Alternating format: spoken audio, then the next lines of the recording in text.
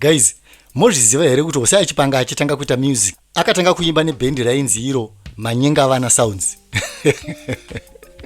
Hameno kuti vaizvifambisa sei panyaya yekugadzira mazita. Mazita aya mamwe achona they sound very funny. Nekuti mabhendi mazhinji amunonzwa mamwe acho mazita acho akatogadzirirwa mustudio. Mabhendi akaita se4 brothers zita iri rakazongogadzirwa mustudio.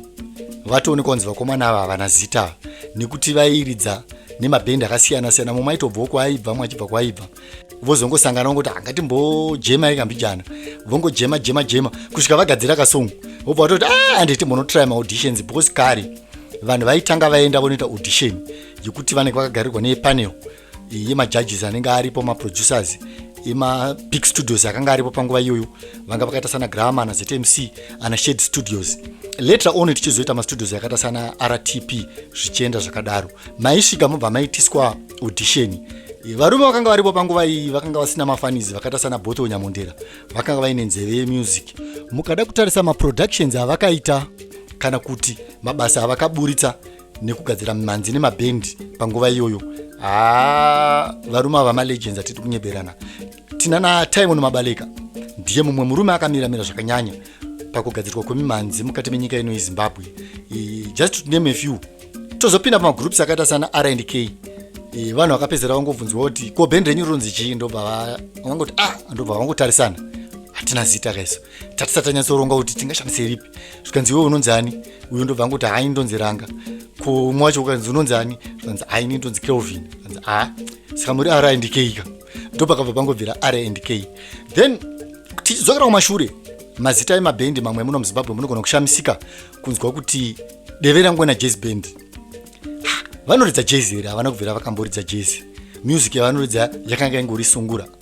Unonzwa mamwe mabhendi achinziyo orchestra chakati like kudhara kwanga kuna na orchestra Mangelepa. Then tozouya mazuva anaya unozoona kuti tanana orchestra mberi kwazvo, orchestra Dendera, orchestra Vazvamburi, zvichienda zvakadaro. Maorchestra aripo akawanda. Zvakambovambira papiko, mabhendi akanga achibva kumusoro kwaAfrica uku akanga achirekodwa nemurume ainzi iye Kanindo. Vanhu ivavo vakanga vachishandisa mazita emabhendi avakanga vachigadzira. Vaigadzira vaiimba inonzi Bemba Music. Bemba Music yakasimuka ichibva kunyika dzekumusoro uko kuna DRC yanga yakasangana kanenge kaurumba nenyika dzakaita sana Tanzania nana Kenya. Ndoko akanga kune mabhendi akanga achishandisa mazita ayo akafanana na orchestra chakadaro ana jazz band, ana express. Saka pamunonzwa mabhendi achizvidedza kuti ana express, ana orchestra, ana jazz band, zvese zvakazvitedzera kumabhendi aya ekumusoro kwaAfrica vaiimba music yakazenge yapiwa nickname yekuti Kanindo Music. Iyo muno muZimbabwe yavakazosanganisa nekajiti kedu kaikai neiyoyo yavaiti Kanindo iyoyo Bemba Music iyaya ndobva yagadzira yavakazenge vakuti Sungura Music, nekuti yaive nelabel yanga record label inonzi Sungura Music. Saka ndiapi mamwe mabhendi amunoziva imi anoshandisa ana express, ana orchestra naana jazz band amunozivawo? Ndokumbirawo kuti mucomment section mu highlight mabhendi amunoziva anana express ivava anana orchestra nana jazz band. Then we have Chazezesa Challengers.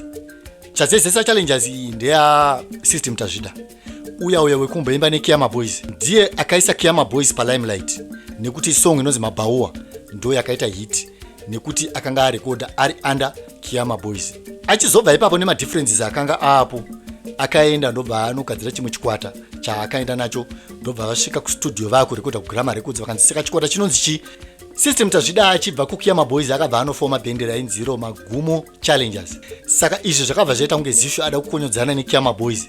Saka Laziti akanga ari kuGrama musi wacho ndobva angoti zita rauri kushandisa ichi chiregedza kuita kunge Zishu uri kuita kunge uruda kudhisa kwawakabva. Ko adi kungotsvaga rimwe zita sezvo masongs ako iwewe ayo akazezesa, music yako inotozezesa. Saka vakabva vatenga kungoti kati Chazezesa Challengers zvakaipeiko, which became a very good name and it became one of the biggest names Musungura fraternity. Up to this day Chazezesa Challengers ine manzi yatiri kuridzana nhasi. Saka ndo mamwe mazita akangofomwa vanhu vari mustudio vachiita brainstorm, because chaiitika kuGrama Records, Grama Records yaitry by all means kubatsira maartists, nekuti maartists edu muno muZimbabwe akanga asina that professionalism iyaya. zvimwe zvinhu zvavo zvavaiita vanga vaine kakutya futi, nekuti maiti mukasvika muchitaura zita renyu chitonzi chakati mamanzi zita renyu harikwanise kumaketa music, motochinjirwa zita.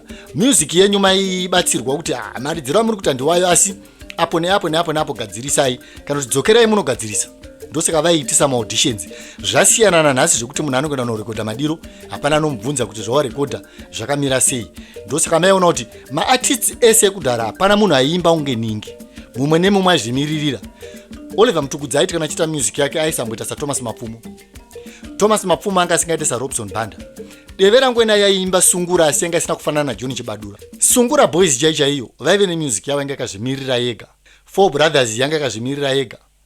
Tikataura zveMarxist Brothers, ana Okavhango vese vaya, mana Zvishavane Sounds vakazenge vakuuya kumuseri kwacho, nemabhendi akasiyana siyana. Munotoona kuti panguva iyoyo mukateerera music iyoyo even nhasi, nyatso research yacho zvakanaka munonzwa kuti ine kaoriginal kwainayo, inogona kunge iri Sungura iri genre imwe chete, but inenge yakasiyana. Asi pari nhasi ukanzwa vanhu vanotedzera Japraiser vanogona kusvika 1000 vanoda kutoimitata voice zvese exactly, dressing chaiye pamwe achitofamba achibva kuno kunofunga kuti uyu anenge Japraiser uyu, osonzwa maimbire anenge achiita, anenge achitedzera zvese.